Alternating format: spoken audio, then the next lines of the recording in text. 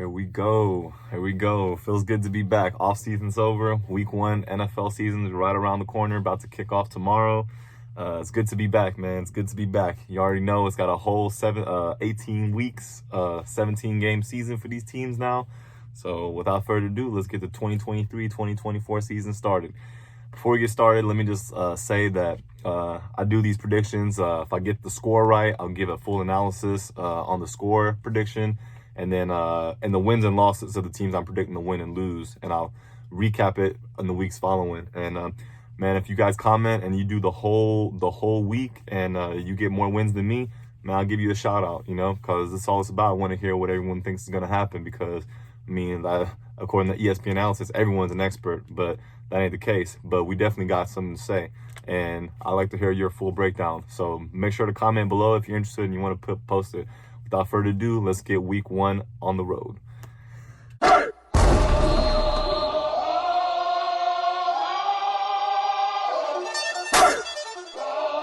comes the... Yes, sir. The Super Bowl champs always host with the first matchup of the season, and that is the reigning champions, or the Kansas City Chiefs. The Lions at Chiefs on Thursday Night Football. The Chiefs have some questions about Travis Kelce and their Mr. Chris Jones, the defensive tackle. But all in all, the Lions are coming in with a lot of hype. They finished the season strong last year, but all in all, the Chiefs at home at Arrowhead, don't matter if it's December or September, August, it's still always hard to play in Arrowhead. So the first game of the season, I got going in favor of the Chiefs, 24-23. Detroit fights hard, but the team that possesses the ball last is who I think is going to win. I think that's going to be Pat Mahomes and the Kansas City Chiefs. So on to Sunday. On the Sunday, we got the first game as the Bengals, the first stretch of noon games starting at 1. Bengals at the Browns. Joe Burrow, I think, is questionable, but it looks like he might play. Burrow is 1-4 in his career against the Browns, so the Browns have kind of got his number. Last year, the Bengals also lost their season opener against the Steelers, AFC North rivals, so this is also an AFC North matchup. So I see this being very close, but I see the team committing the most turnovers is the team that's going to lose, and I got the Bengals turning the ball over more, and it's going to be close though. I think the Browns are going to notch them out at home, 27-26. On Texans at Ravens. Texans got a rookie quarterback starting, rookie DN too. I'm going to be interested to see him. Ravens paid Lamar Jackson. They got Odell Beckham. They drafted Zay Flowers. They have a stacked offense. Defense was inconsistent last year, but they're definitely going to take care of business at home against the Texans. I got the Ravens winning fairly easy, 34-19.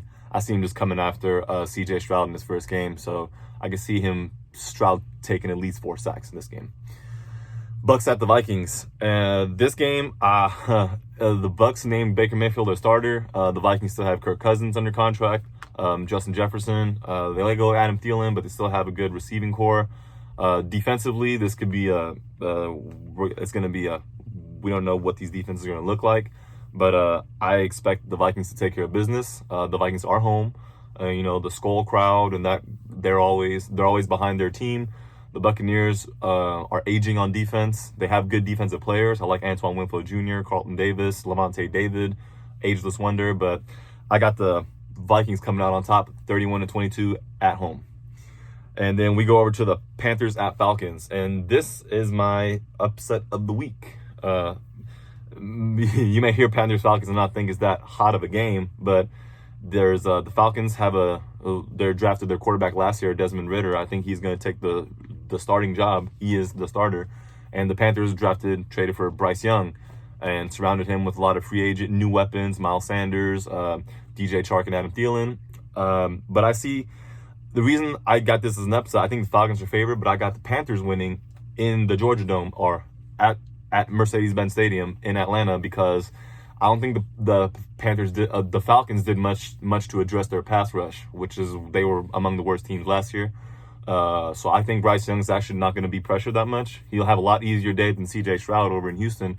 So for that reason, I got him putting up some nice numbers and them coming out on top.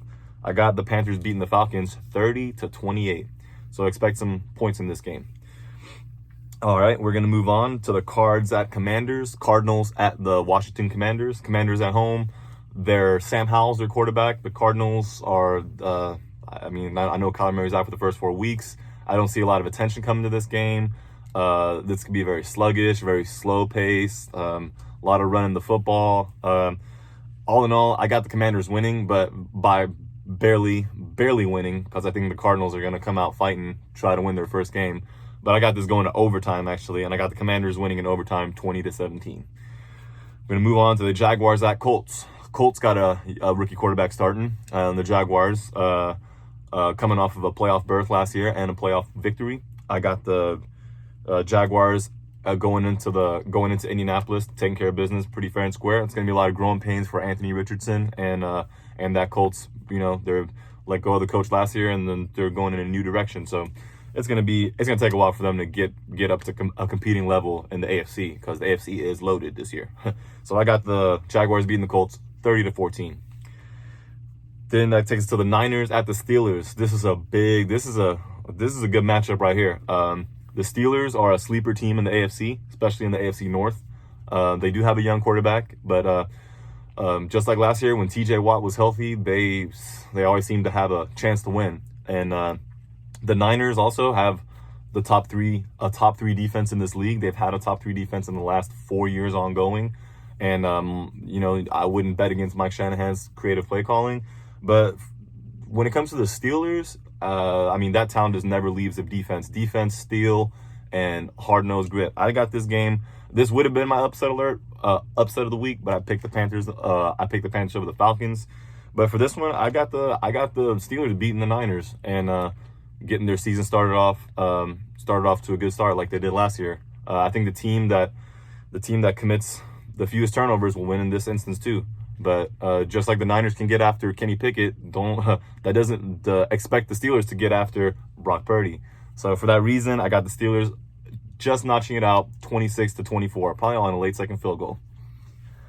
All right, Titans at Saints. Saints are at home. The Saints have a new quarterback. The Saints still have good weapons. They re-signed Cameron Jordan, the ageless wonder at defensive end. Had a good draft pick up in their interior. As the Titans are kind of aging a little bit. Ryan Tannehill, they drafted Will Levis. They got D-Hop, but Treylon Burks seems like he's got hurt, and I'm not sure that they can really sustain success. I got them. This game, I don't have it fairly close. I think the Saints are going to handle them pretty easily.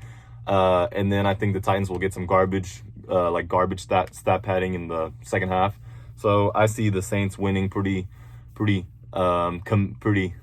securely, nicely. They're not going to struggle here. I got the Saints winning 30-20.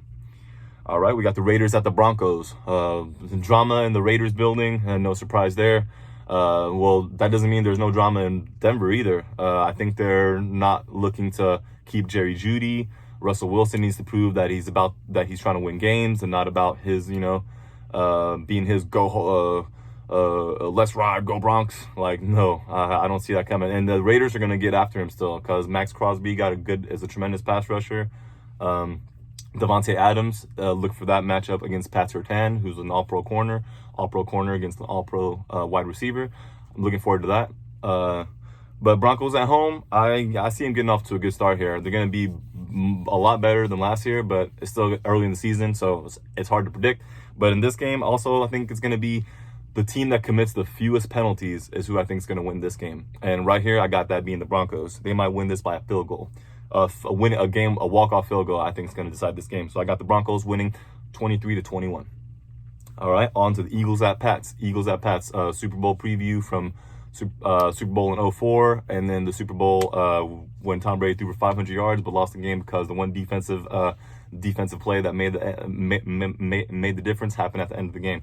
And this game I see being close. Never count against Bill Belichick. He always prepares his squad for week one, no matter if he has a talented roster or not so impressionable roster. Kind of like they're out this year. They're like the least favorites in the AFC East to make the playoffs, but like I said, Bill Belichick, nothing changes in his building. He's been running that team like Mike Tomlin's been running the Steelers. So, and the Eagles are the defending NFC champs, so I expect they are going to be a favorite, but don't expect it to be easy. I got them winning, but not an easy one. I got the team here. I got the Eagles winning here 20-16 in Foxborough. Rams at Seahawks. Division, a lot of division games to open up week 1.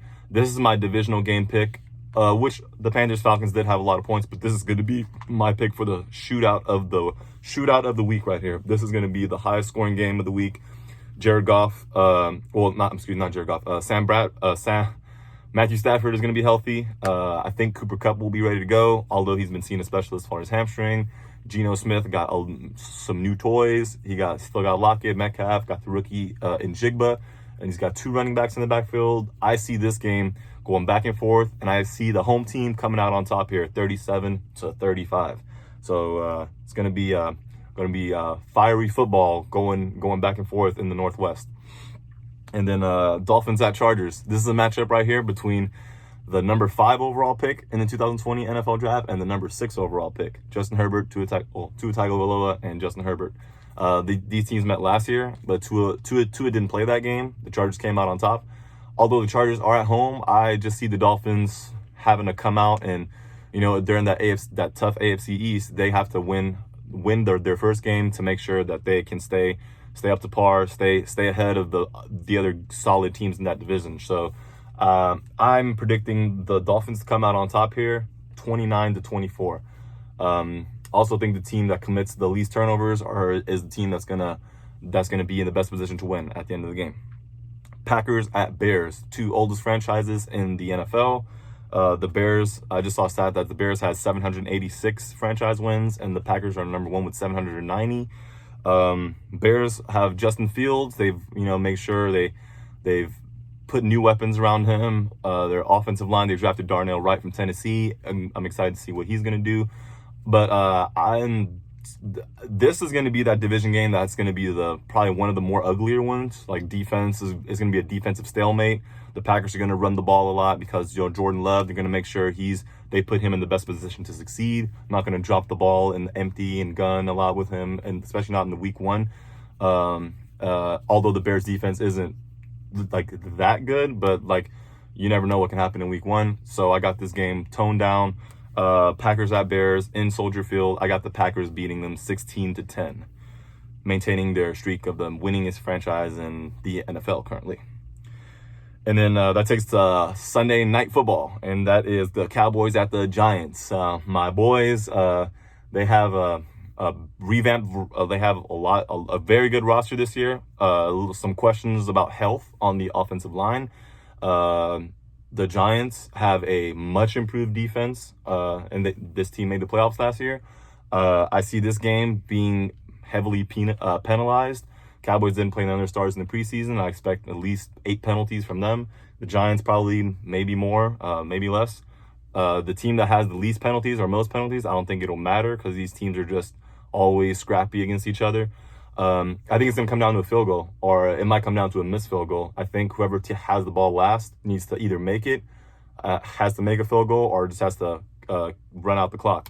But for this instance, on Sunday Night Football, Cowboys at Giants, I got the Cowboys winning 20-19. If the Giants have the ball last, it might be a missed field goal, and if the Cowboys have the ball last, they have just gotten the field goal in to win a walk-off. A lot of walk-off field goals this week. All right, and that takes to Monday Night Football. The first Aaron Rodgers, number 8 for the Jets. They just made that huge trade. He is no longer a Packer. He is with the Jets. The Jets have a young, very intrigued, feisty, and confident defense now. Sauce Gardner, all-pro from his rookie year. I mean, that guy's an absolute beast. He's going to be matched up with Stephon Diggs, one of the more elite receivers in the league currently.